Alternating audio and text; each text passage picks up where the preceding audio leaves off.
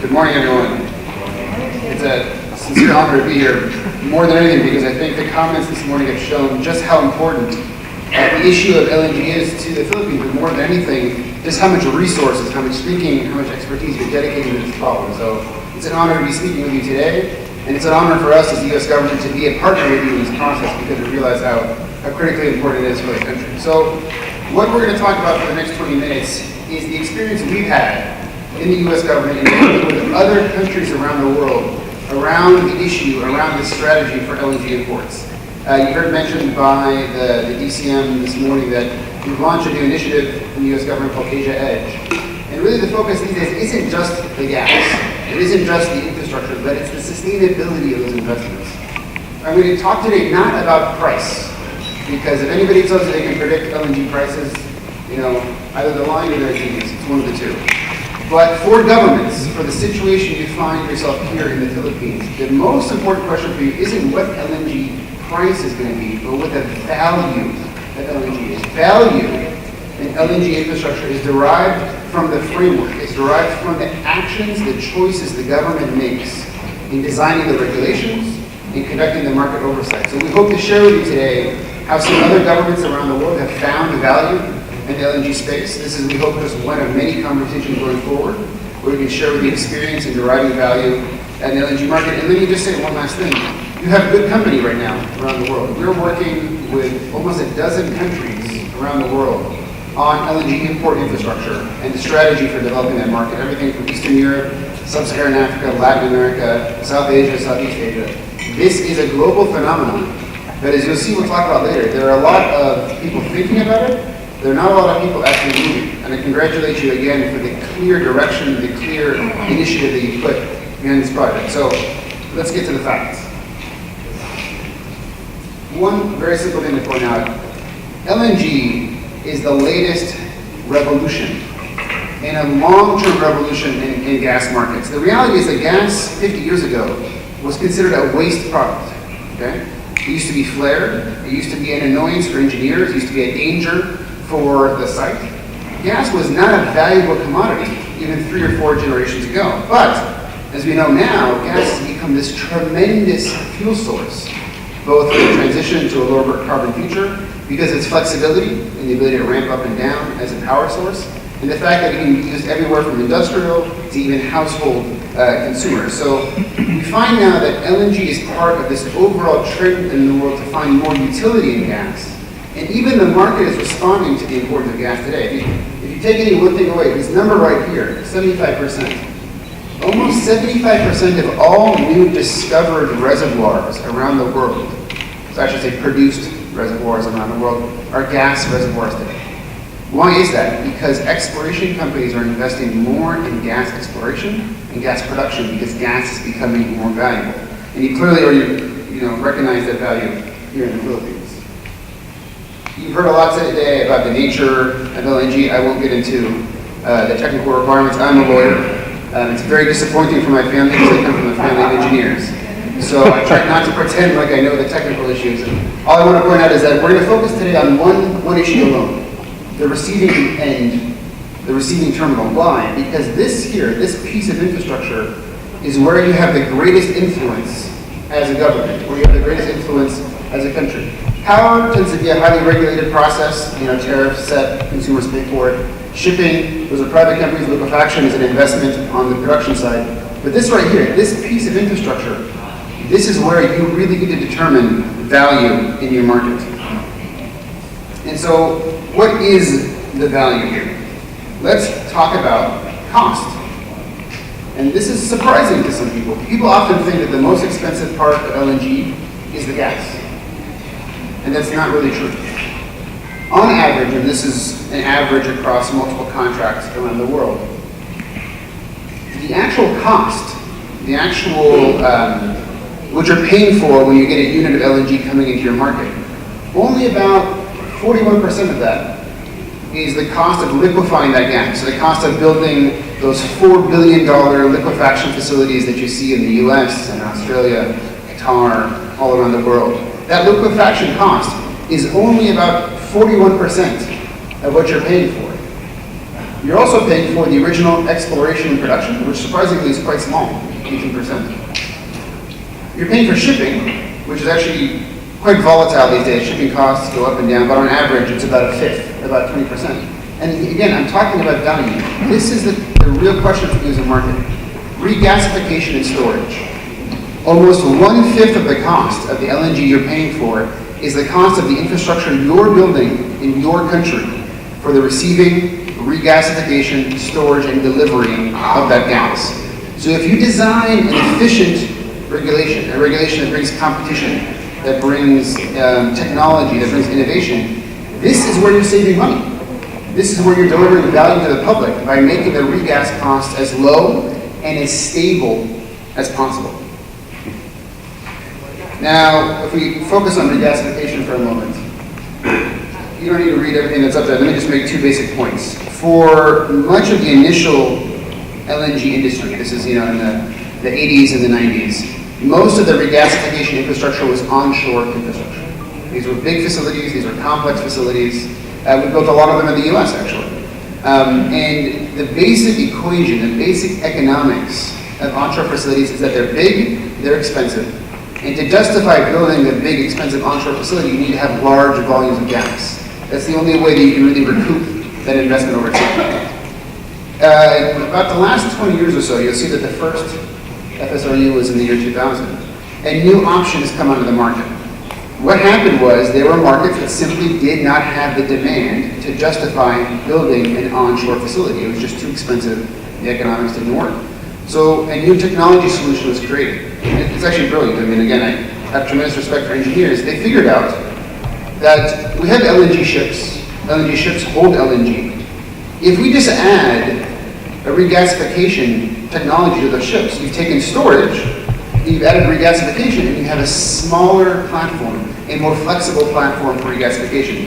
You hear this called an FSRU. It's a floating storage and regasification unit. But essentially what they've done is they've taken old LNG storage technology, added regasification technology, and created a smaller scale, faster deployable solution for regasification. And in 2017, it's interesting that the market, investors, actually invested more in regasification than liquefaction. What does that mean? There was more demand for new imports, more investment in the infrastructure for new imports in 2017 than there was investment in the export of gas from the gas-producing countries. The trend right now is new consumers. The trend is new consumers in the gas market, and I'll come to this later on. And many of those new consumers, like yourself, in today's gas market, are using FSRUs, are using floating storage and regasification units as the technology of choice because of cost and because of flexibility. There's an important warning here, though, and this is something I think that's important to keep in mind. In 2017, there were no new importers of LNG. Think about that for a moment. In 2017, there were no new importers of LNG. Why is that? Partially, it's because it is a complicated project. Okay? There are a number of countries around the world, I told you already about a dozen of them that we're working with, that are planning LNG projects. They're developing LNG regulations. They're finding the sites and the locations, etc. But the timelines are quite long to do your first LNG project, to put up your first regulation, issue your first permit. It's quite complicated. And many countries are pending, but not a single new importer was brought online in 2017. But of the existing countries that have already built onshore terminals and FSRUs, they almost doubled their capacity in 2017. So that means those who've made it past that initial challenge, made it past that initial regulation, have doubled their investments in LNG. They've increased their demand, they've increased their utilization of LNG. And it shows you the potential that if you can put in place the regulation, you can get that first investor, that first piece of infrastructure, unlock the market, and then the market grows quite rapidly from there. And we're seeing the third terminal now in Pakistan, the fourth terminal, I believe, in Thailand, and on and on and on. The growth is significant across the world. Coming back to the question of value. What you see up here, yellow line, red line, it might be hard to read the details. Let me just explain it to you. This is a comparison of cost. Remember what I told you early on in the LNG industry, in the 2000s, onshore facilities had a relatively stable cost.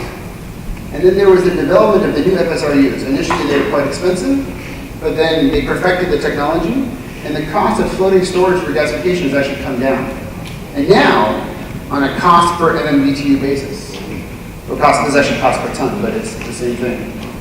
Floating storage technology is actually cheaper than onshore technology. On a dollar for dollar, molecule for molecule basis, if you want to bring gas into your market, your cheapest investment right now is a floating facility. Now, this doesn't give you a sense of scale. This isn't really fair in some ways, because if you get to a really high volume, the volumes that you see in Korea, the volumes you see in Japan and elsewhere, then onshore becomes more competitive. But for most buyers, for most participants in today's market, floating facilities have become the value choice.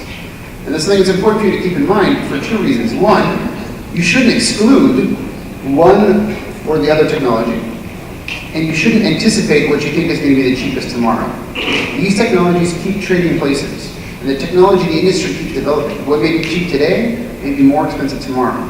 Flexibility is the key in LNG regulations. It's like regulating the internet. You don't know what the internet tomorrow is going to look like. We don't know what the LNG technology of tomorrow is going to look like. So regulations that are flexible, that are value-oriented, are the most important that we've seen around the world today. Now, what are the trends? I told you I was going to talk about what we're seeing around the world. This is a very simple one. This is the capacity for regasification. Again, not the capacity for exports, which is a different question. Since the 90s, we've seen a fairly consistent trend in more regasification capacity, right? Now, the investment in more regasification capacity gives you two situations to live in. It gives you an opportunity and a challenge. The opportunity is, as you have more investment, you have more competition between the companies that can provide regasification technology. And the cost of projects has gone down. Remember, we're talking about this trend in costs of FSRUs going down over time. However, more regasification capacity means more buyers in the market. And if anybody's taken Econ 101, and I'm, again, not an economist either, more buyers causes price competition. It causes price inflation. Demand for LNG is going up. Now, right now, we're in a funny situation where even though there's been this huge investment in new regasification technology, there's also been a fairly significant increase in supply. So you see the increase in volumes of LNG traded. But this blue line is important. This blue line is the number of countries that now have LNG facilities. Look at the acceleration from just about 10 years ago to today. The number of countries has doubled in terms of the ability to import LNG. More buyers can eventually create a more challenging market, as they may pay more for security, they may pay more for volume. Today is a good day to be a buyer in the LNG market, but I can't tell you the same thing for tomorrow. Again, I told you I wouldn't predict prices. I can't predict competition. And to talk a minute about what type of investment, what type of technology countries are focusing on, this is just an interesting thing to keep in mind.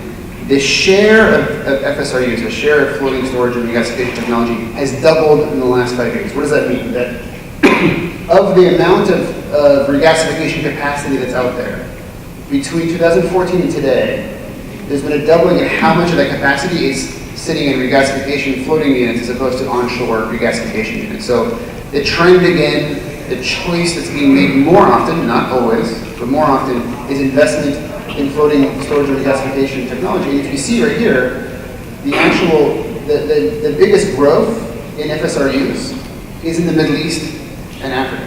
This is the biggest demand. Part of that is it's actually 90% the Middle East. Because if anybody's familiar with gas markets in the Middle East, there was huge population growth. There was huge demand for gas in countries like Saudi Arabia, Bahrain, and elsewhere.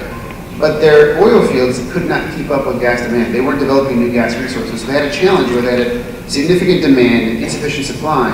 And the fastest solution in some of those markets was the use of these floating units.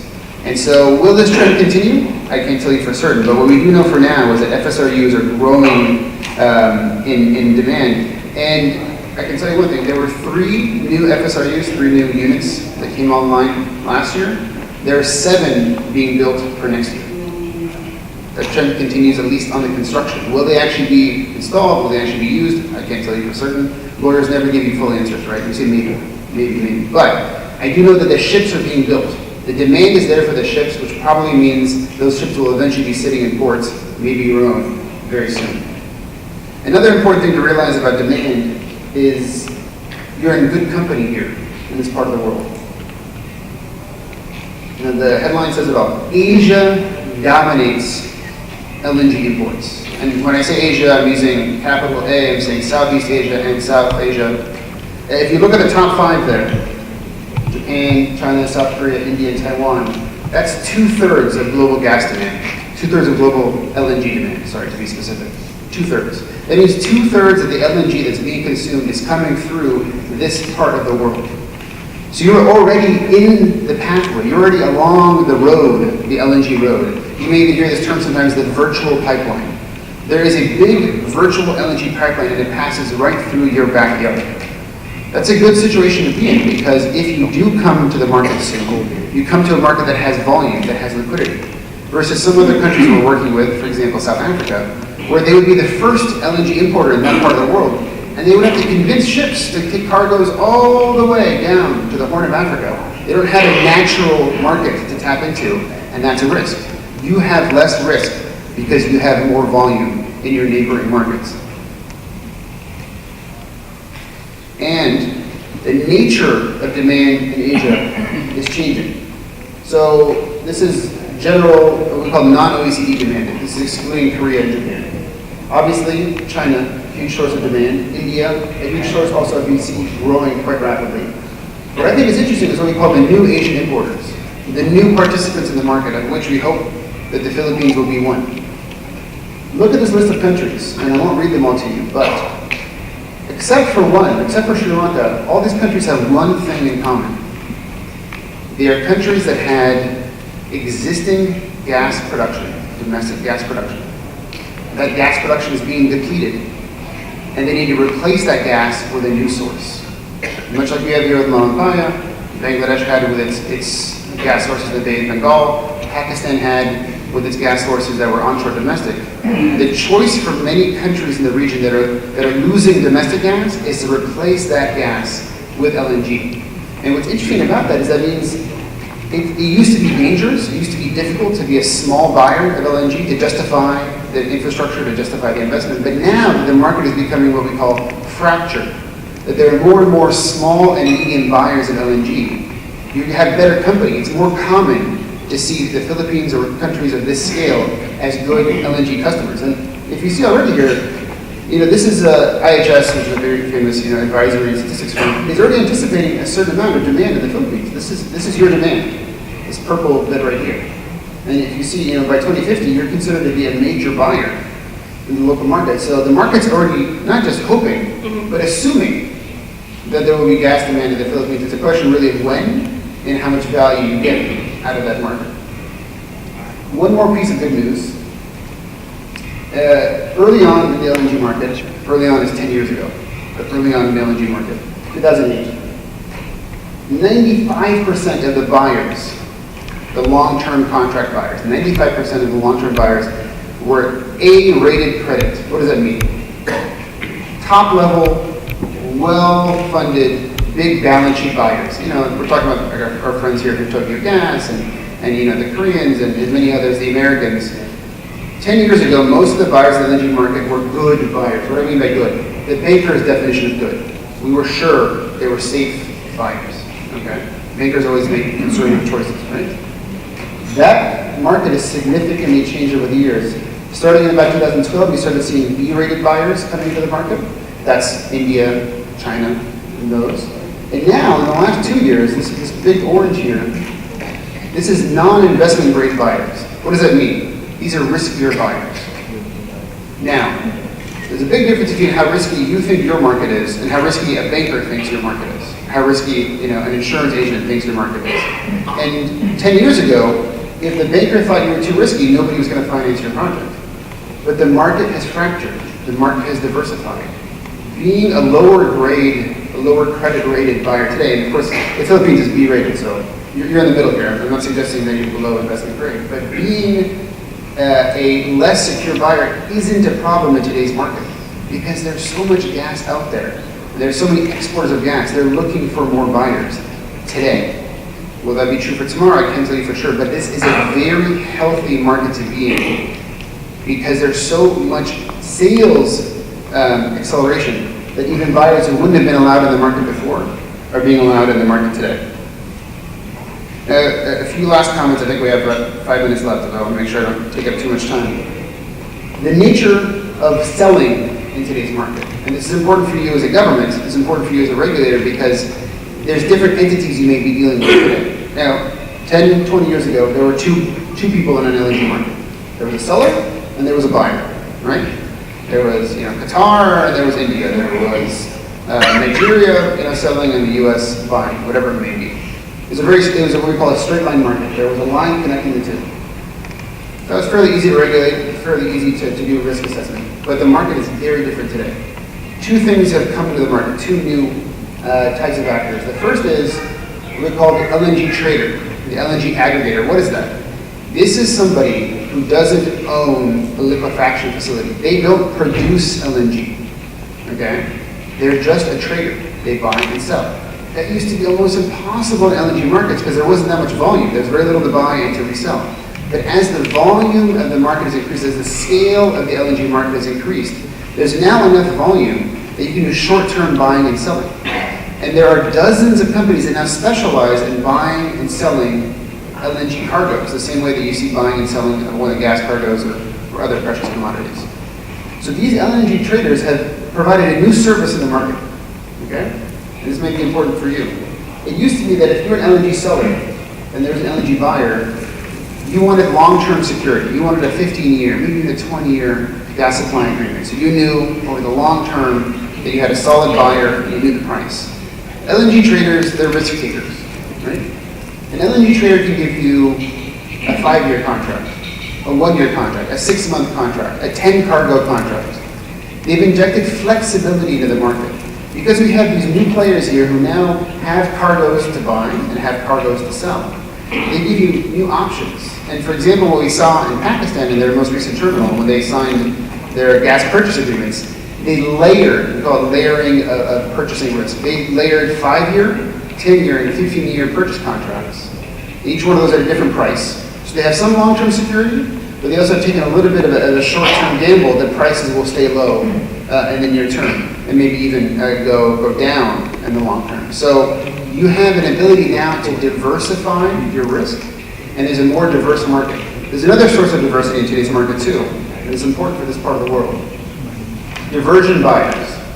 What does that mean? Remember when we said that 2/3 of current global demand for LNG is in this part of the world, in Asia. That demand is volatile. It goes up, it goes down. And what you have now is big buyers like Japan, big buyers like India, big buyers like Korea, are now reselling the gas that they bought in the first place. They're diverting, right? A ship was coming to Tokyo, and they decided they don't need that capacity, so they resell that cargo to, for example, we've seen this in Bangladesh and elsewhere. Diversion buyers are another source of flexibility in the market. So instead of having to buy from just the seller, now you can buy from a trader.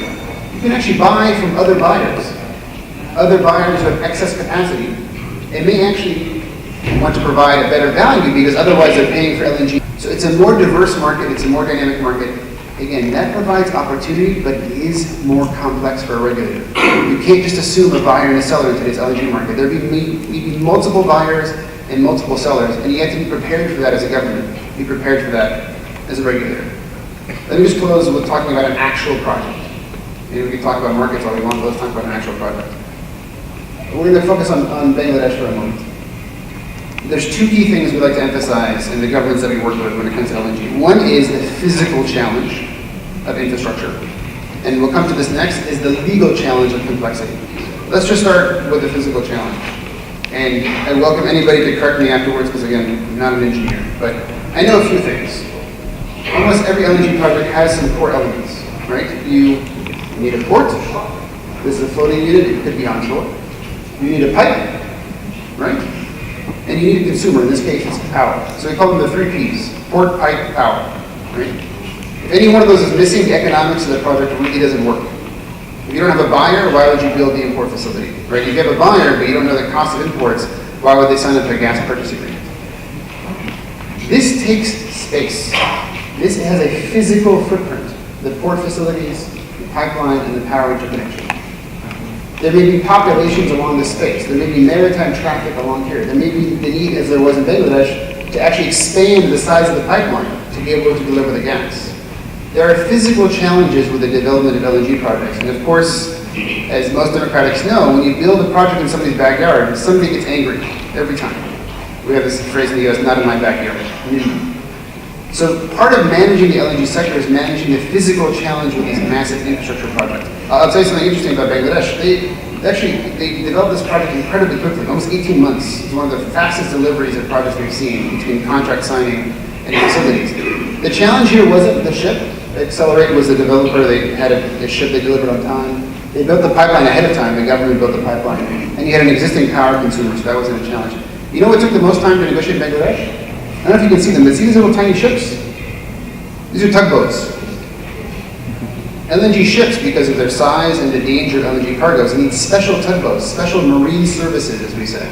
And negotiating the marine service contract and buying the tugboats, which were on back order, it took extra time to deliver because there's so much demand. That was actually what caused delay in the Bangladesh project. Everybody did their job, they just forgot about the tugboats. That's how complex these projects are. One little oversight, and all of a sudden you've got a 6-month delay in a project. And this last slide quickly, because I'm being told that I'm out of time. I apologize. But as a lawyer, this is my favorite slide. This is why I do it last. Complexity, legal complexity. When you're talking about an LNG project, you're talking about multiple actors, not just the developer, not just the buyer. And what you have here is you have the ship provider, right? We call it a time charter. You have the EPC contractor that's to build the terminal. You have the off-taker, the person who's actually buying the gas. In the case of Bangladesh, because the government was buying it, you had to provide a guarantee that they actually had the money to pay the bill. And then you have the lenders in the project. All of these pieces of the project have to be in place before the investment is going to go forward. Just because you have a buyer and just because you have a seller doesn't mean you have a project. All of these elements have to be anticipated for a project to be successful. And the last thing I'll point out to you is you don't realize sometimes who your real partners are in a project. In this case, Bangladesh thought, well, we're partnering with Accelerate. They're the developer, they're the one that we need to talk to the most. Accelerate was not their headache, was not the challenge in this project. If you look at the very bottom line, are there any banks in the room? Let's pretend they're not for a second. I'll give you some honest feedback, okay? Lenders. There were 5 different, actually 5 or 6, yeah, 5 different lenders in this project. 5 different banks.